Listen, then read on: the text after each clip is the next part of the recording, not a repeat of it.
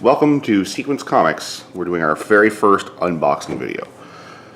So it would be a great help if everyone just kind of gives us some comments and feedback on the audio quality, etc. as we're just starting this kind of stuff out.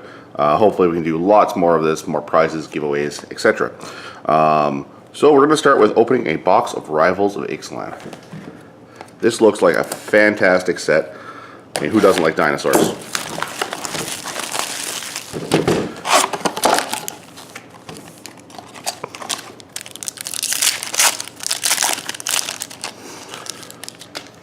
So as we go, we'll probably give a quick recap on all of the cards to start things off, and then as we get further on, we'll probably start skipping them as we've already seen most of them. So to start off, we've got the Sanguine Glorifier. We'll see how much it actually ends up doing when it comes down to standard. Everything's kind of in flux now with the bannings. Sea legs. This one has some potential. We've seen things like this before.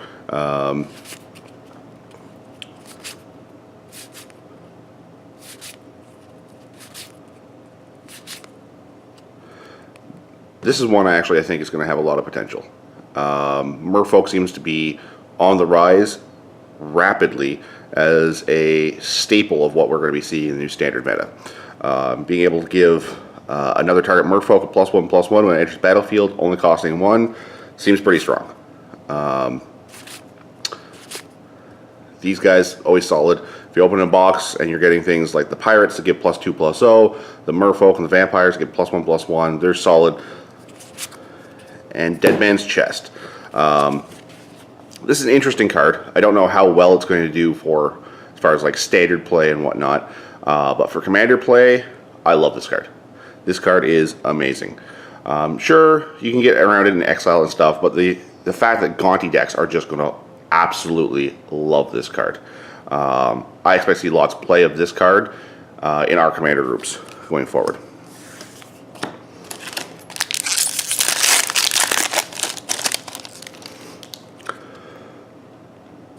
So here we go, we have more Merfolk. 1/1 can't be blocked, simple, effective. Goblin Pirates, you can't say enough about that. Look at that art, that's amazing. More Pirates, such a cool set. Naturalize, I mean it's been reprinted a million times, but look at the art on that thing. That is absolutely awesome. Traveler's Amulet, Evolving Wilds, they got to keep something like that in rotation all the time, right? Some pretty cool things.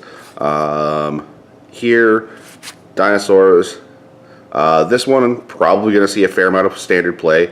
White removal, they always have some sort of mechanic similar to this. And here's a rare for the set. Tendershot Dryad. I don't know what kind of standard play this has. It hasn't really been doing much as far as like the stock market of Magic has been concerned.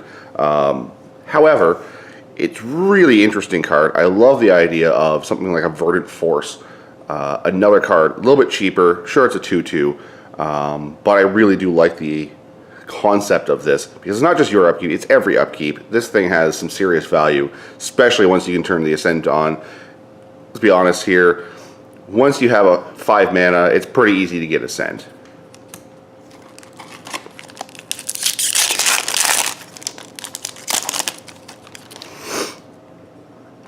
Alright, a couple more cool Goblin Pirates, simple stuff. We'll see how many of these small commons and uncommons actually make it into the new standard meta. Currently, there's not much resources, we'll say, to pull from. However, it does look like Merfolk Vampires are still going to be fairly strong. Currently, the only 2 decks that we actually have, once you removed all the banned cards from decks, is Blue-Black Control. Ooh, there is a nice pull by itself. And a little foil. Interesting. But yes, Blue-Black Control and Esper Ascend are the only 2 decks we really have in the format that have a lot of results with them so far. So we'll see what happens. I think a lot of people are going to go to Tribes. It seems like the obvious choice.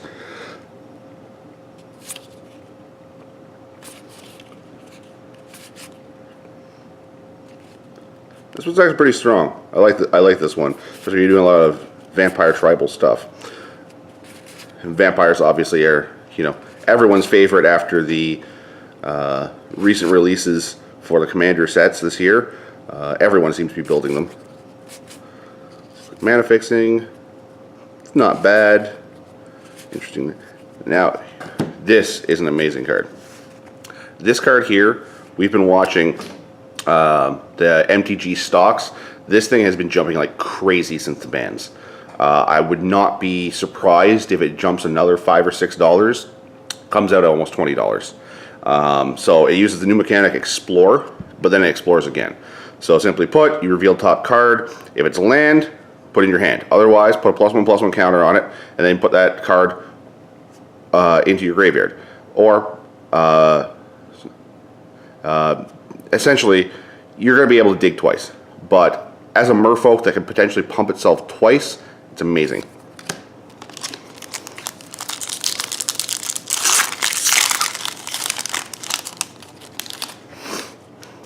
Sorry, I should say with the Explore mechanic, you put it back on top or in your graveyard. Just to clarify. A few more pirates. I see lots of those. I love the art on this stuff, but I'm just very surprised that this is not a dinosaur. Which this is very interesting. I think if we see any dinosaur stuff, we may see stuff of that. Cost 2, causes enrage to trigger, +3/+0 and trample. It's pretty solid all the way around.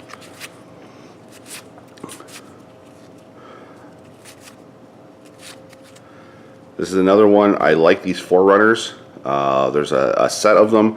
I think they're very interesting. They're very simple mechanics. Again, this one for a merfolk, I think it's pretty solid. Maybe have used in Commander stuff. Now this is one I don't know how we're going to see this. I don't think we'll see much of this in Standard or Modern play. But for Commander, I like this card.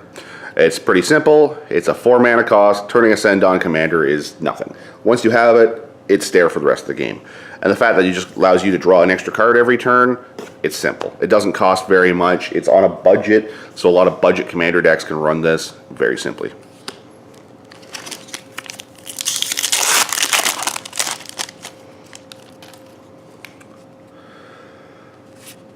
Cool little snake.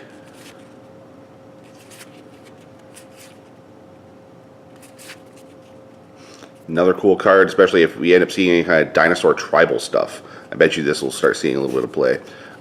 So far, I have no idea if we're going to be able to see dinosaurs. Maybe a red-green stompy deck, similar to what we see in Modern, could be some viable. But everything's in such flux right now. It's going to be very interesting to see watching all the Pro Tours and stuff, all the big events. This one's pretty cool as well. I really like this, especially for dinosaur commander decks. Sadly, they can't run blue and black as a dinosaur 5-color was missed in the set. However, this is still really cool. Any of your 2 Naic dinosaur commanders. Tomb Robber. Discard a card, it explores. Pretty simple mechanic. I don't know how well that's going to do. To me, it just looks like another bulk rare. However, again, once we have pirates, who knows what's going to happen. It's a shame that we end up missing out on that just as we're leaving. Eldritch Moon and stuff has just left, so we don't have Madness mechanics. I think Madness and Pirates would be just awesome to see together. But, well, this is what it is, right? That's what rotation's all about, changing things up, keeping things fresh.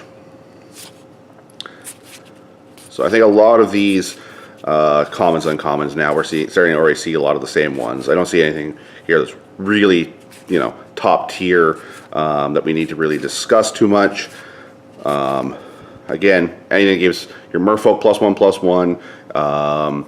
There's one that gives your attacking pirates right here +2/+0 when they're attacking, and there's one that gives vampires +1/+1. I think they're solid cards, worthwhile keeping.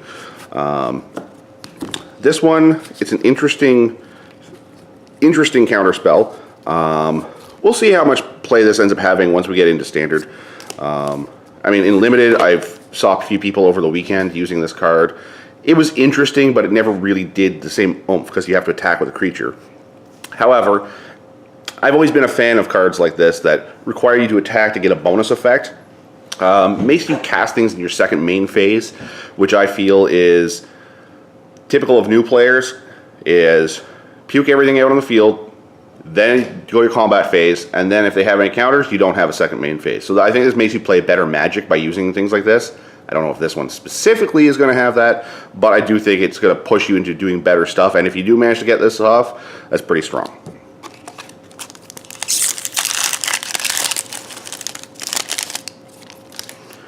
All right. So again, we're just seeing the same stuff. So I'm going to go through that and see if there's anything interesting. Oh, there's the Merfolk one I was talking about. Merfolk get +1/+1. Pretty standard, pretty simple. Love this card. Here's a guy. Ooh, a little foil mountain there. This one is really interesting. If you attack with a creature this turn, you may have it enter the battlefield as a copy of any creature on the battlefield.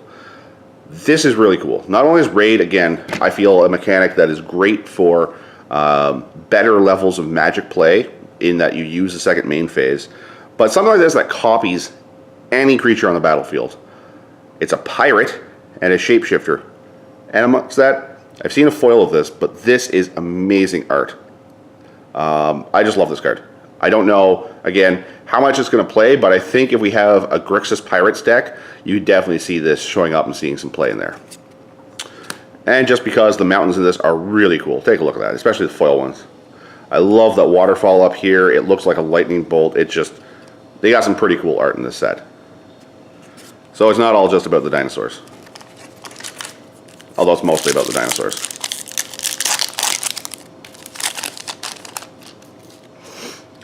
Yet again, yeah, this is 3 packs in a row where this has been the first card. So apparently there's going to be a lot of fanatical goblin pirates going around. So I'm just going to skip through a lot of this stuff here unless I see something really key. This one actually caught my eye. I really like this card. Not necessarily for standard or modern, but I do like this for Commander. First of all, I think the foil on this is going to be amazing. It's got such cool colors to it. But it adds 1 mana of any, or sorry, 1 mana, colorless mana to your mana pool. But you can easily just tap sack it, gain 3 life, draw a card. You can only do that if you activate City's Blessing, which again, for Commander play, is going to be nothing. You're going to activate that so fast. But the ability to sack it and just to get an extra card in Commander can really get you out of a slump if you're hitting land after land after land after land. I think it's going to be an amazing card for Standard, or sorry, for Commander. However, we'll see. There's a lot of better mana rocks, but on a budget, I still say if I can get a foil of this, I would run it in there anyways, because a foil of this is going to be cool. Dinosaurs and Rage. Simple stuff. Alright, so Radiant Destiny.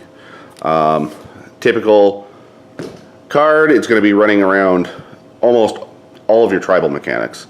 It's got Ascend on a permanent, which sounds like a good time to go over the Ascend mechanic for those of you who don't already know. So a spell, instant sorcery, etc. that's going to have Ascend on it is going to trigger when you cast the spell if you have 10 or more permanents. A permanent that has Ascend, second you have 10 or more permanents, it triggers Ascend immediately. So the fact that you can cast this for 2 and a white, choose a creature type, every other creature type gets +1/+1. Once you have 10 of those creature types, they have Vigilance. I mean, as a longtime Sliver player, I think this is a bonkers card. It's so easy to puke out 10 creatures. This is going to work, might work actually well in Standard. It's definitely a limited thing. For example, if you end up drafting a whole lot of vampires, maybe even dinosaurs, they are Nea colored after all. It's kind of a shame that the Merfolk are going blue-green in my opinion. I always liked the blue-white ones and the blue-black ones for Lorwyn, Morningtide, all that stuff. However, it's still a really cool card. I think if I was playing an Edgar Markov deck, I would totally be running that in the deck.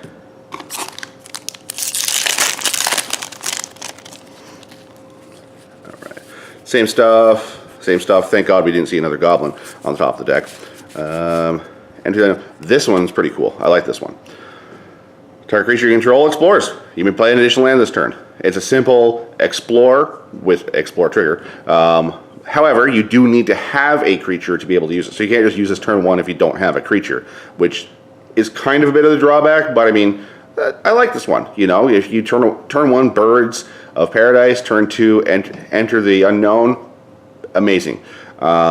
Heck, even just in standard play, you might end up seeing this. There's a lot of one-drop merfolk that come in and then drop this, ramp up, and explore to maybe get another land. It's going to be such a tempo play, it might be hard. I'd like to see maybe a teamer deck playing this. Always been a fan of the teamer decks. I don't know if you'd be able to do work something like that, but I'm definitely going to be watching a lot of the stock market, see what cards are jumping, and et cetera, and see what decks are showing up. I'm very interested to see this stuff.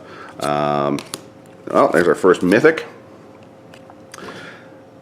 So, Enrage, pretty simple mechanic. We've seen this from Ixalan itself. But it exiles a creature an opponent controls until it leaves the battlefield. It's on a 5/5 body, which is not irrespectable. I mean, it's 5/5 for 5 is pretty solid. I think this has some potential to see some play. I don't know necessarily, again, dinosaurs are the one thing that have not jumped. I don't know if there's going to be a viable dinosaur deck.